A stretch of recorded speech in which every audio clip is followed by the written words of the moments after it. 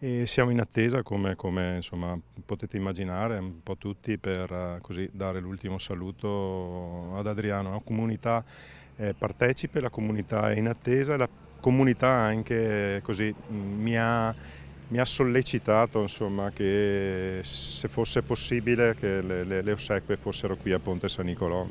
Nessuna certezza, qualche sicurezza a partire da lunedì.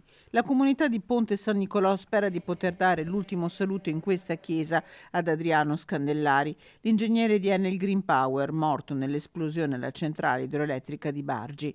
57 anni, l'uomo che viveva nella cittadina alle porte di Padova da sempre, con la moglie e le 2 figlie, era amatissimo vicepresidente del consiglio pastorale della parrocchia. Accanto alla moglie, ai fratelli e il parroco di Ponte San Nicolò, don Daniele Cognolato, nel bolognese c'era anche il sindaco giovedì, al momento del riconoscimento della salma di Adriano Scandellari.